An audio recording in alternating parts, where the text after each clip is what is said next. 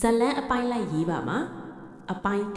1ဇလန်းတစ်ပုဒ်ကိုအပိုင်းလိုက်စတင်ရေးသားပေးပါမယ်ဒီဇလန်းလေးကတော့မေးပြောင်းမရတဲ့ဂတိလို့အမည်ရတဲ့အချစ်နှစ်လှုပ်ဝက်ချက်အားပြိုင်မှုဇလန်းလေးပါမေးပြောင်းမရတဲ့ဂတိအပိုင်း1မမျော်လင့်ပဲစုံစည်းခြင်း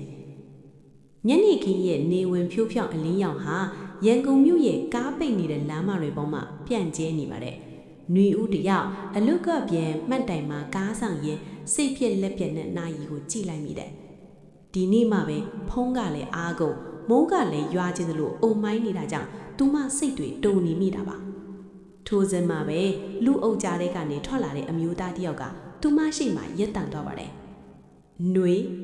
ဟုတ်တယ်မလား။ရင်းဒီလိုနဲ့အတန်ကြောင့်ຫນွေဦးအံ့ဩတုန်လှုပ်သွားပြီးမောက်ကြည့်လိုက်မိပါတယ်။လွန်ခဲ့တဲ့9နှစ်ကဘာစကားတစ်ခုမှမပြောဘဲပျောက်ကွယ်သွားခဲ့တဲ့မင်းတန်မင်းတန်နင်ဘယ်တော့ကပြန်ရောက်တာလဲမင်းတန်ရဲ့မျက်နှာကအရင်ကထပ်ဆိုင်ရင်ပိုပြီးရင်းချက်တည်ငြိမ်သွားပေမဲ့သူ့မျက်လုံးတွေထဲမှာတော့ဖုံးကွယ်ထားရဲ့ဝမ်းနည်းရတချို့ကိုຫນွေဥမြင်နေရပါတယ်သူကခါတက်တက်အပြုံးတစ်ခုကိုပြုံးရင်ငါပြန်လာတာတပတ်ရှိပြီ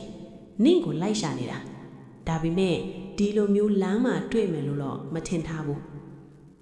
မိုးဆက်လေးတွေကတဖြည်းဖြည်းစတင်ကျဆင်းလာပါတယ်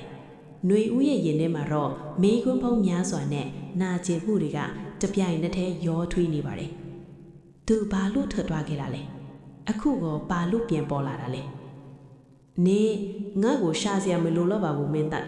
ငါတို့ကြားမှာပြောစရာစကားတွေလည်းကြံခဲ့မယ်မထင်ဘူးຫນွေဦးကစိတ်ကိုတင်းပြီးလှည့်ထပ်ဖို့ပြင်လိုက်တော့မင်းတန့်ကသူမရဲ့လက်ကိုခက်တင်းတင်းစုပ်ကင်လိုက်ပါတယ်။ຫນွေ